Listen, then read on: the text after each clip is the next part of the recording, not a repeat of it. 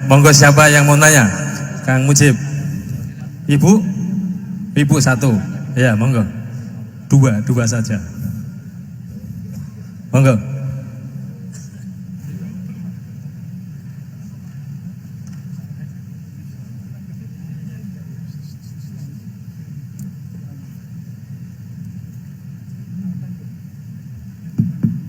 Assalamualaikum warahmatullahi wabarakatuh.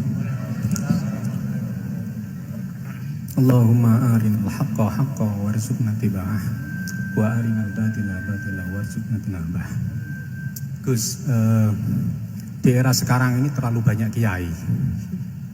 Jadi saking banyaknya kita yang awam ini bingung mana kiai yang benar, yang betul-betul benar menurut Allah. Mana yang seperti nampaknya benar tapi ternyata itu tidak seperti yang diinginkan Allah. Jadi cara pandang panjenengan ini bagi saya sudah luar biasa mencerahkan sekali. Jadi karena itu kami mohon, ini kebetulan ada ketua yayasan, juga ada Pak Rektor, ada baiknya kampus ini mulai mendekatkan tradisi keilmuan santri dan akademik, ngaji yang fundamental begini. Saya usul itu Bu, bagaimana 1 bulan sekali lah Gus Bahak kerso ke Semarang. Itu yang pertama. Yang kedua, saya juga termasuk orang yang gelisah dengan realitas sekarang.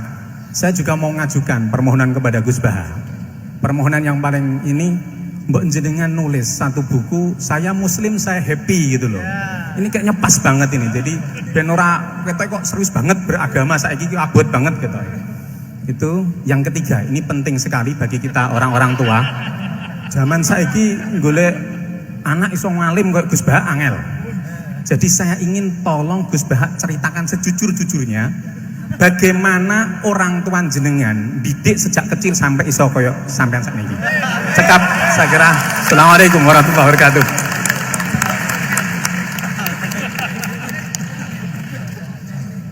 Yang kedua, monggo. Mohon dibantu mic.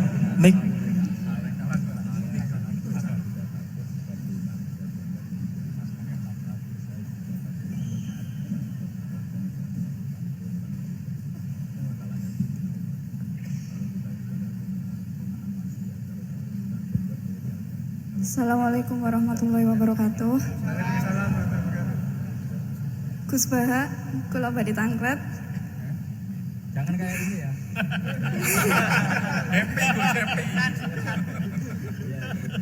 Untuk perempuan, hakikatnya menutup aurat niku pripun? Soalnya kula gadah teman niku rata-rata santri tapi kok mboten menutup aurat secara sempurna. Nah, kula pengen ngertos ilmune niku sing jelas pripun. Sampun.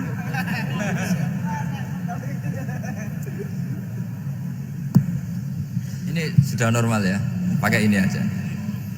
Ini jawab yang Mbak dulu yang gampang gitu.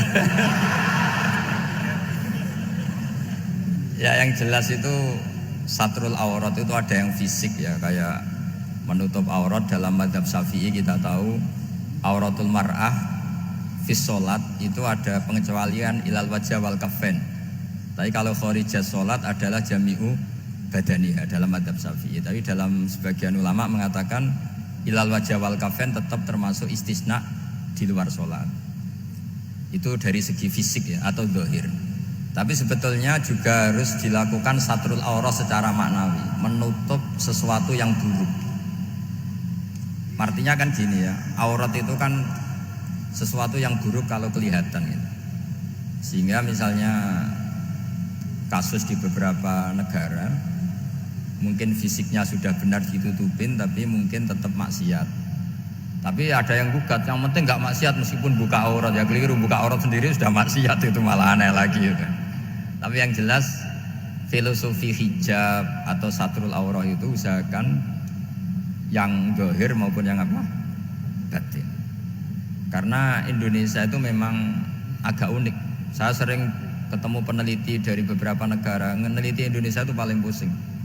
Kadang ada orang yang auratnya biasa datang ke masjid, itu kan bingungkan malaikat, mau ditulis dosa itu ke masjid Mau ditulis taat itu buka aurat. Nggak tahu hitung-hitungannya gimana nanti. Tapi memang ya sudah seperti itu. Yang jelas standar aurat ya kita tutupin sesuai standar mazhab Syafi'i maupun ngikuti yang tidak apa Syafi'i. Tapi filosofinya juga harus kita ikutin. Jadi dua-duanya harus kita ikutin. Sebagai perintah, bukan sebagai syarat. Itu beda loh, perintah sama syarat itu. Sebagai perintah, bukan sebagai syarat. Kalau sebagai syarat itu begini.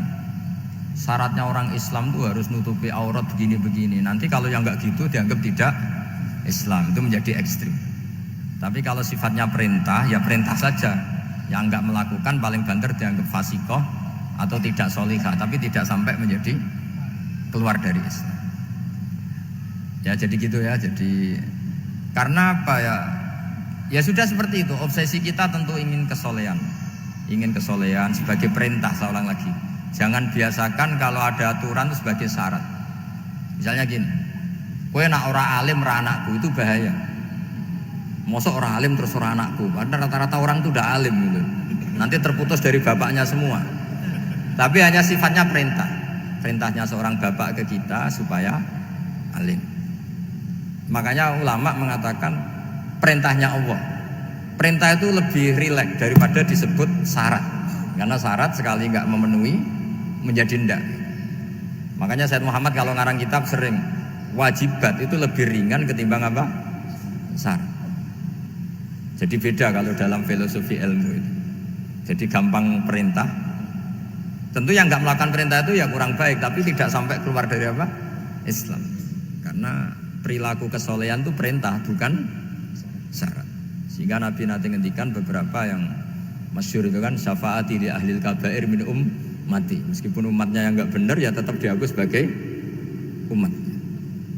Jadi beda perintahnya Nabi sih, semuanya kalau bisa soleh, harus bisa soleh. Tapi tetap ini sifatnya perintah, bukan syarat. Nggak bisa kamu mengatakan syaratnya orang Islam itu dalam beraurat begini, syaratnya soleh nggak pernah maksiat.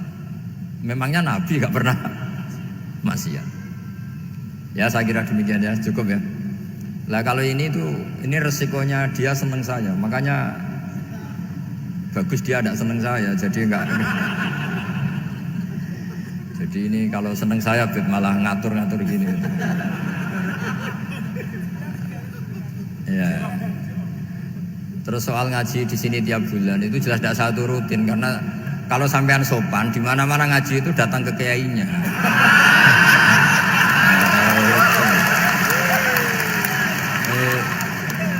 Itu kalau Imam Malik ada pertanyaan kayak Anda dimarahin, al ilmu yu'ta la ya'ti. Jadi sumur itu didatangin, bukan sumurnya dipindah. Ini enggak sopan sekali.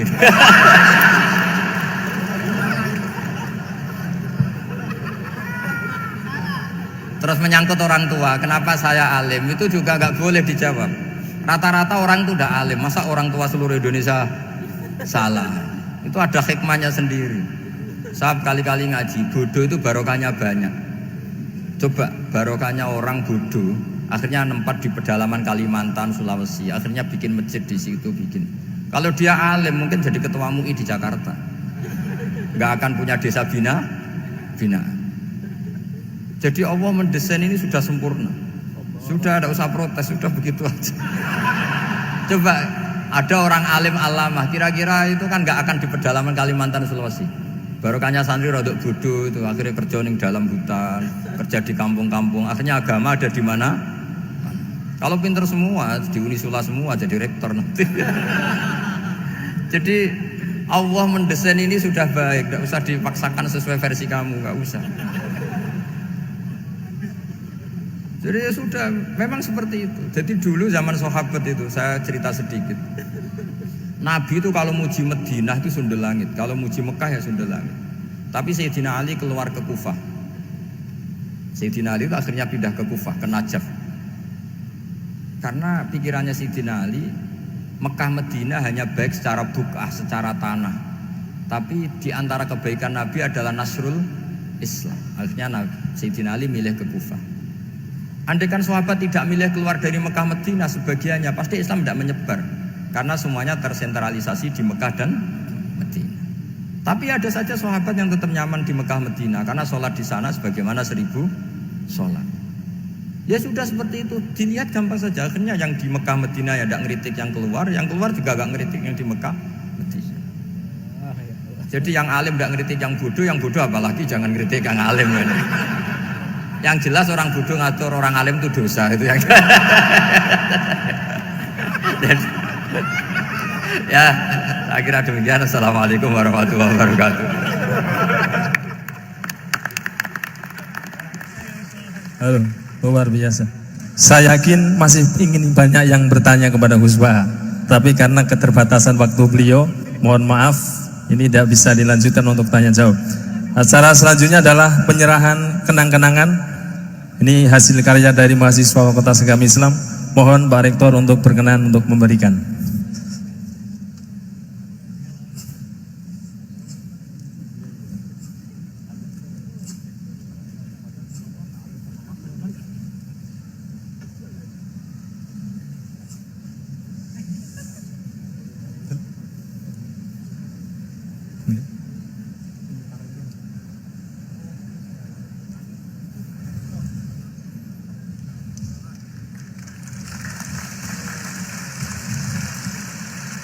Mohon hadirin untuk tidak bubar terlebih dahulu, kita akan berdoa bersama.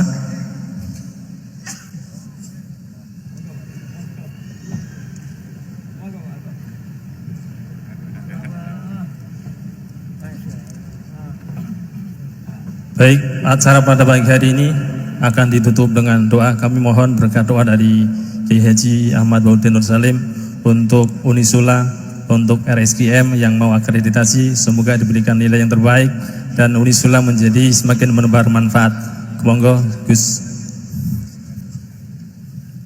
Bismillahirrahmanirrahim. Nas'aluka bi anna lakal hamda la ilaha illa anta al-hanan al-manan ya badi'as samawati wal ardi ya hayyu ya qayyum ya dzal jalali wal ikram. Antarzuquna ya bi haqqi habibika Muhammad su'alana ya Allah wa tujiba ya Allah du'ana wa anta khairul mujibin wa anta ya Allah khairul mu'tin. Fa'ati su'alana ya Allah bifadlika wa karami wujudika. Allahumma ya Allah ilam nakun ahlan an ablugha rahmataka wa an nablugha rahmataka. Farahmatuka ya Allah ahlun an tablughana jami'an ya Allah. Ballighna muradana ya Allah bihaqqi annaka dzul fadlil azim wa annaka wasi'ul maghfirah wa annaka al-mu'ti wa annaka khairul mujibin wa annaka ya Allah mujibud du'a wa annaka mujibud da'awat. Fa'atina ya wasulana bihaqqi annaka ya wa al-hayyul qayyum ya hayyu ya qayyum bi rahmatika nastaghis. Rabbil la takilna ila nafsina tarfata aina ya Allah ya Allah ya Allah wa'atina sulana ya mujib. Rabbana atina fid dunya hasanah fil akhirati hasanah wa qina adzabannar. Wa sallallahu ala sayyidina Muhammad wa ala alihi wa baraka sallam. Subhana rabbika rabbil izzati amma yasifun wa salamun alhamdulillahi rabbil alamin. Sirril Fatihah. Subhanallahi wa bihamdihi adada khalqihi wa ridha nafsihi wa zinata arsyihi wa kalimati. Subhanallahi wa bihamdihi adada khalqihi wa ridha nafsihi wa zinata arsyihi wa kalimati. Subhanallahi wa bihamdihi adada khalqihi wa ridha nafsihi wa zinata arsyihi.